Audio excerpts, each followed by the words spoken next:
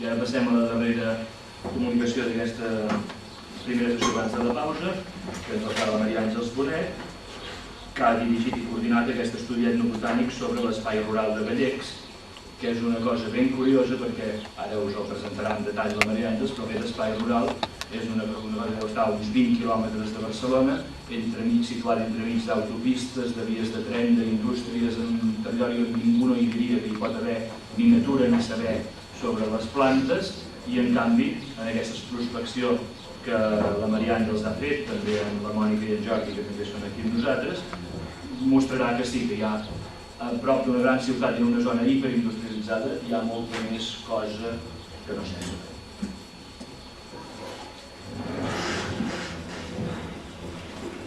Bé, com deia Joan, aquest treball de recerca etnobotànica aquí a Gallecs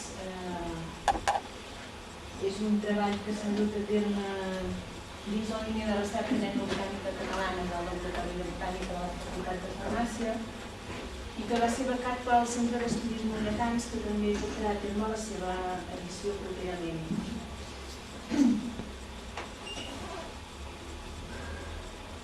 Aquest és l'índex que més o menys seguiré en l'exposició, una breu descripció del territori estudiat, els objectius del projecte, uns breus antecedents i metodologia emprada, i després una síntesi molt resumida dels resultats, parlant de les plantes medicinals més representatives, altres usos de les plantes, una petita referència als noms populars i un parell de consideracions finals.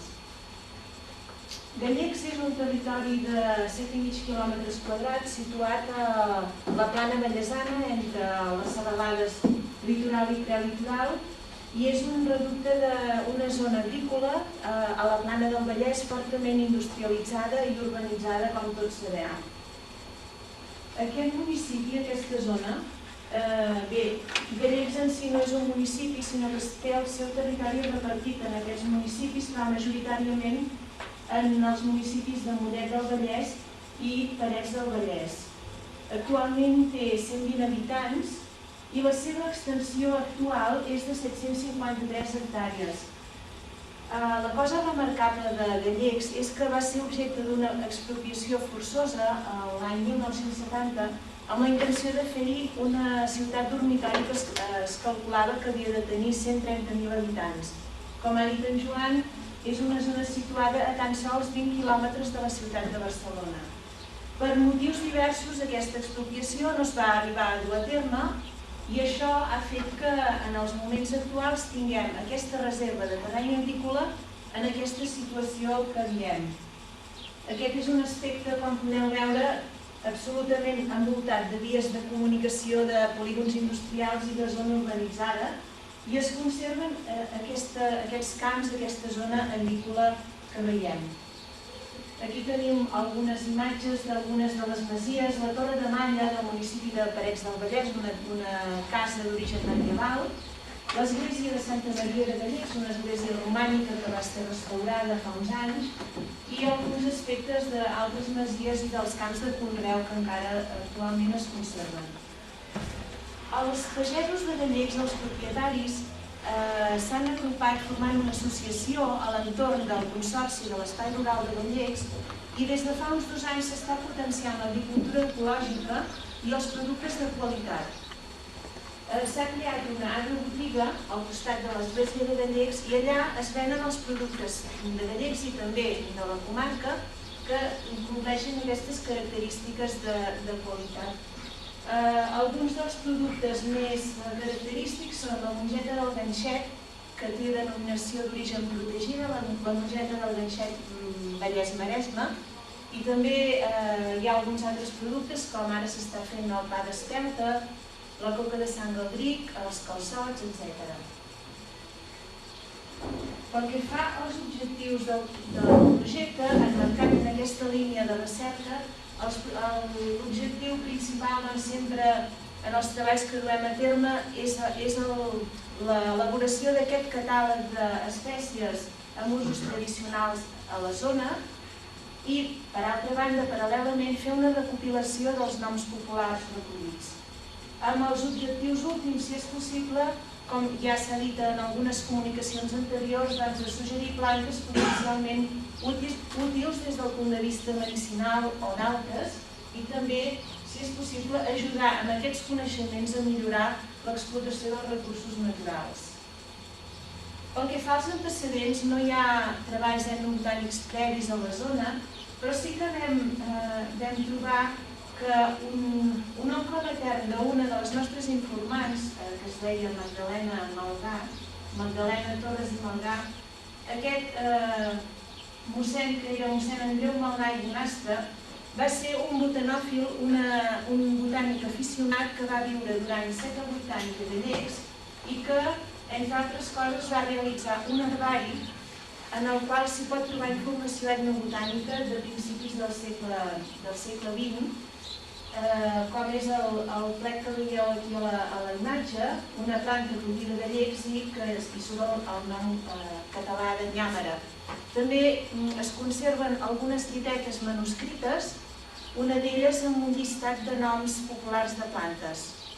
La pena és que no s'ha conservat tot aquest llegat, es va dispersar una mica amb la seva mort, va morir molt prematurament i la família ara ha fet donació del que es conservava de la seva biblioteca, però sí que s'ha perdut molta part d'aquest herbari.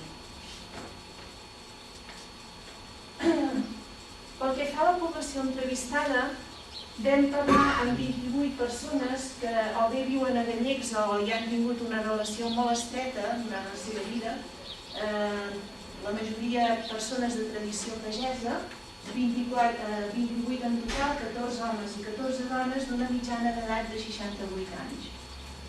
Aquí veiem algunes imatges de la realització de les entrevistes i d'alguns informants, com podem veure, relacionats amb la pagesia i persones de molta edat.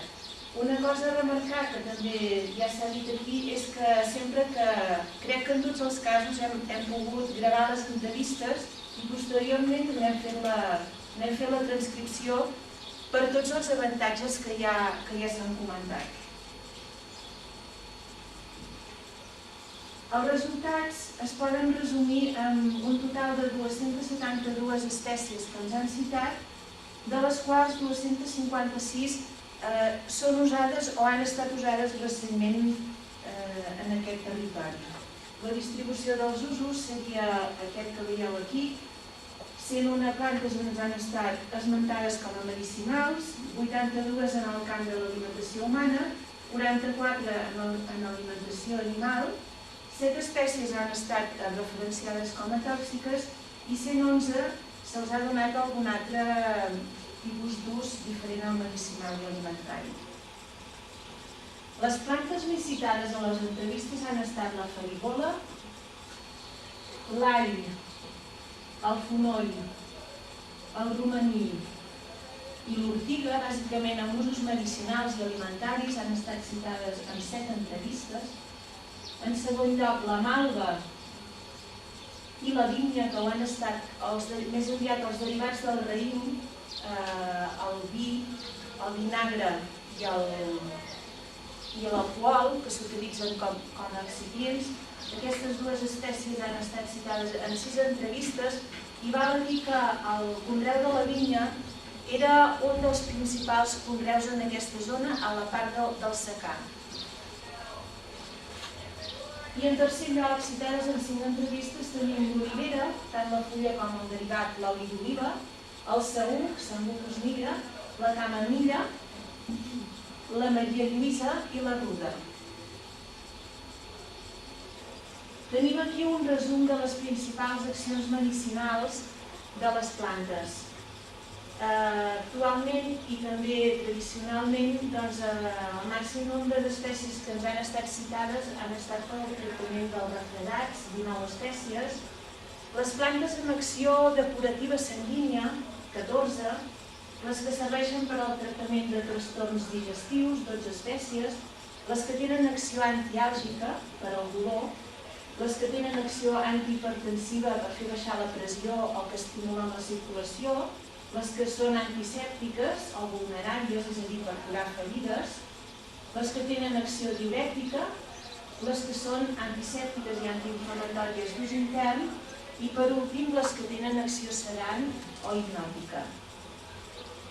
Com a exemple d'un dels usos més citats tenim una planta que és usada tant individualment com en barreja, perquè també hem de dir que hem recollit una trentena de barreges de plantes, ja que és molt habitual no utilitzar les plantes individualment sinó en barreja, com sol passar tot arreu.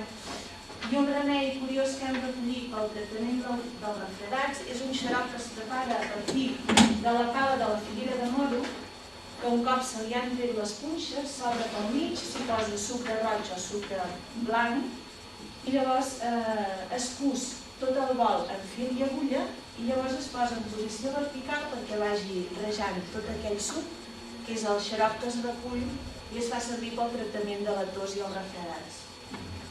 La mateixa figuera de moro té una altra utilitat, també un altre tipus de preparat també d'acció anticatarral, que és una barreja on hi posen, és una infusió feta amb la flor de la figuera de moro, l'arrel de malví, que ja sabeu que és un expectorant molt bo, i després algunes figues seques que també hi posen. Tot això es fa bullir i normalment es pren amb mel i és una infusió que es pren molt pels refredats. Pel que fa a les plantes usades en alimentació, ens han estat citades 44 espècies usades en alimentació humana, 82 espècies en alimentació humana, 44 en alimentació animal i 11 que són usades tant en alimentació humana com animal. En veurem alguns exemples, molts fruits silvestres que es mengen directament, com les cireretes d'arbós o les mores, o que també se'n fan marmelades.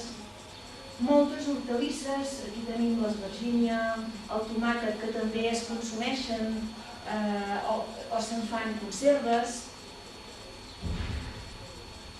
Plantes silvestres utilitzades en amanida, com poden ser les cosconilles, els màstecs i també la verdolaga que veiem aquí, de la qual a més també se'n fa truita.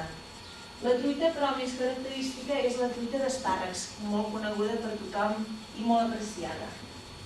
I com a plantes aromàtiques, condimentàries, hi hem posat la menta, que serveix per il·lustrar un dels plats que se sol aromatitzar amb menta són les faves. Quan es fan guisats de faves és molt apreciada. I per últim, en el camp de l'alimentació animal, citarem el blat de moro, pel fet que el cultiu del blat de moro va ser molt important en aquesta zona, en el regadiu. Era la planta més cultivada a la zona de regadiu de Gallecs. Pel que fa als noms populars de les plantes que hem recollit, els informants han fet servir 369 noms per designar les 272 plantes catalogades, 48 dels quals no hem trobat documentats prèviament. Alguns exemples d'aquests noms, podríem dir una mica originals, són herba del garrotillo, que s'aplica a Rimonia opatòria, rebentapedres, que s'aplica a Artemisia campestris, fulles de cremadura per Arum italicum, flor de núvia per Euphorbia marginata, una planta ornamental, lliris d'aigua ardent, Lilium candidum, republicans de Papaver roeas i planta de la sort, Espumalum. Algunes d'aquestes les tenim il·lustrades. Tenim l'herba del garrotillo, la limonia, la flor de núvia, les fulles de cremadura i els lliris d'aigua ardent. Aquests noms, en molts casos, fan referència directament a l'ús que se'n fa. Els lliris que es posen en aigua ardent a macerar per curar ferides o les fulles de cremadura que també s'utilitzaven per curar cremades. Bé, com a consideracions finals, amb això ja acabo, doncs dir que l'Espai Rural de Gallecs és una de les darreres zones agrícoles que queden a la Plana del Vallès, que en segon lloc la potenciació de l'agricultura ecològica i dels productes de qualitat dona una perspectiva als pagesos de la zona i, finalment, que la cultura tradicional lligada al món de les plantes encara hi és viva, però i la valoració d'aquest espai natural, que actualment ja podem dir que està, salvat d'alguna manera, pot contribuir a la seva conservació i a la seva divulgació. I finalment agraïm als informants i també al Centre d'Estudis Molletans la concessió d'un accèssit a la 5a beca de recerca Vicenç Plantara. Doncs, moltes gràcies.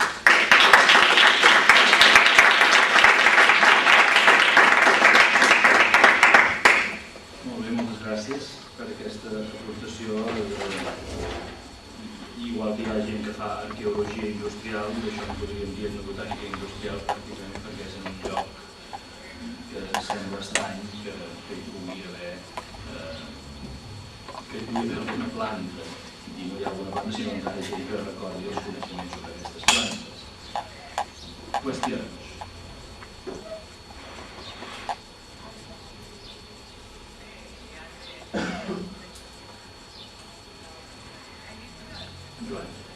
Els entrevistats són encara del territori propis o són nouvinguts o com estan? Els entrevistats majoritàriament són gent del territori, alguns propietaris de la zona, altres que no hi viuen físicament però que viuen a Mollet del Vallès, però que porten terres de gallecs, que tenen l'agricultura gallecs amb tot aquest dalt a baix de l'expropiació es va mantenir més per una voluntat de la gent de no marxar i no abandonar-ho, i ho van anar portant com una activitat de més a més de la seva feina. O sigui, els caps de setmana anaven mantenint les terres i durant la setmana tenien una altra ocupació. Sí que alguns hi viuen a la zona, però n'hi ha d'altres que no hi viuen, però sí que tenen un vincle molt directe, efectiu fins i tot, perquè són propietaris o perquè han viscut, si no a Gallecs, sí a les zones properes. De nous vinguts crec que no n'hem entrevistat. Tot i que hi va haver una època que sí que Gallecs va acollir a gent que s'hi va establir, perquè arrel de l'expropiació moltes cases van quedar buides i llavors van venir neorurals, ocupes, que en aquella època no es deia, però eren ocupes que es van instal·lar allà i volien viure de la natura i cultivar les seves terres i això. I això va generar molts conflictes amb els autèntics propietaris. Però bé, ara... I continuen alguns d'aquests? Jo diria que alguns suposo que s'han ja fet del lloc i altres va ser una època de la seva vida que van passar i ja van marxar. Carlos, Daniel, com vulgueu. Això de la coca de Sant Calderic, això, per què el nom? No sé, m'ha cridat l'atenció. Patró dels pagesos, no? Sí. Sí, no sé exacte, li han posat aquest nom i és un tipus de pastís, una coca que fan. Però que no és el sant motiu de la zona, ni té esglésies, ni res. No. Eixe sant, sabeu? Sí, Sant Calderic és un sant, era el patró tradicional de la pagesia catalana, abans que s'implantés, suposo que per qüestions polítiques a Sant Isidre, i encara a totes les comarques septentrionals de Catalunya és el sant més popular i molt invocat també per la pluja. Al costat de Sant Guillem, però sobretot Sant Calderic, a les comarques del nord, molt invocat per la pluja, encara molt popular també. Que és el patró de l'agricultura. De l'agricultura tradicional catalana, abans no vingués Sant Isidre. Al costat també de Sant Antoni, també. I no els sants de la pedra. Quins són sants de la pedra? Mata-li.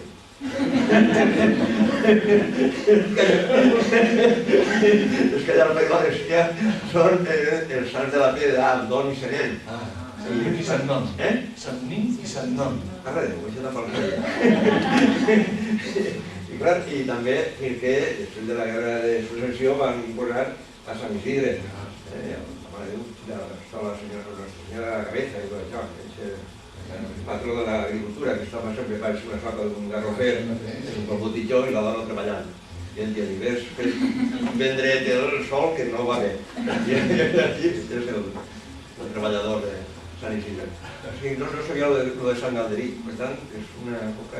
A mi també em sobta una mica, Sant Calderic no és pas lògic que actualment perquè Sant Isidre està molt implantat, la seva influència ha arribat tan a baix. Al nord, com diu en Joan Sí, a la nostra comarca de la Montse i meva de l'Empordà també, perquè Sant Galderic era rossellonès, era una persona física que va existir del Rosselló, i llavors el van fer sant. A Perpinyà hi ha un barri que es diu Sant Galderic, i allà sí que hi ha moltes tradicions vinculades a Sant Galderic, i es fa una festa, que ara no recordo quin dia de l'any és, però es fa una festa de la pagesia per allà al nord, per Sant Galderic, això sí. És molt clar que allà és tingut pel patró dels pagesos, això sí. Però Galderic i tan avall jo penso que és un nom que ha volgut abocar això, diguéssim, tot i que aquí baix no devia ser tradicional. I en pot ser que s'hagi aprofitat per la gent, perquè hi ha uns pans també que es fan una plantilla en una forma de gent, la gent de gallecs. La gent de gallecs i Galderic.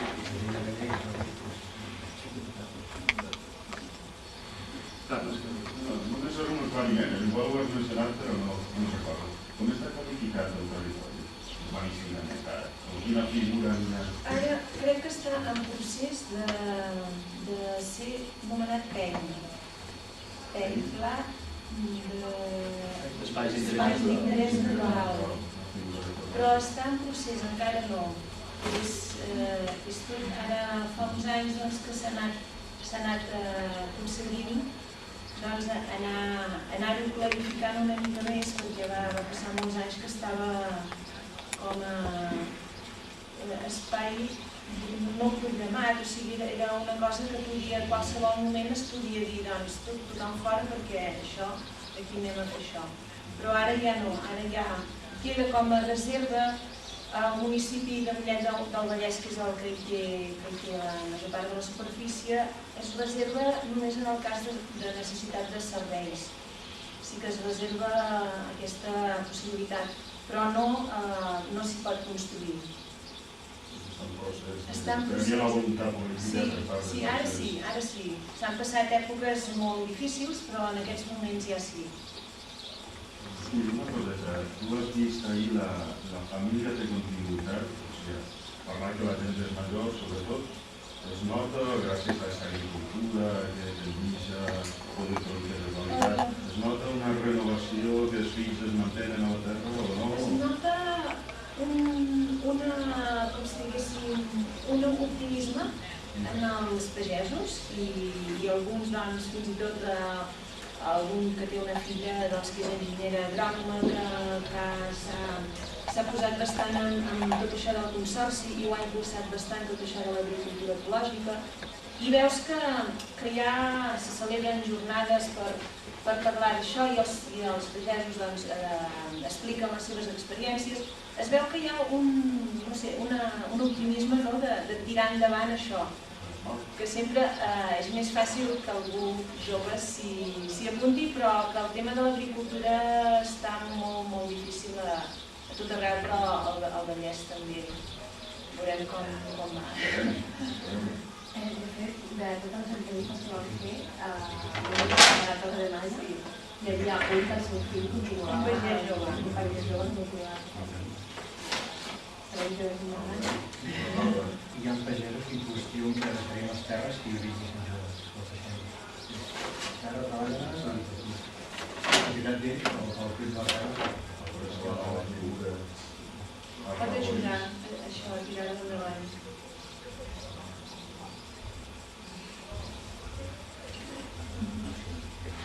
Alguna intervenció més sobre aquesta comunicació, sobre qualsevol de les 5 que hi ha hagut aquest matí, aquesta primera part del matí?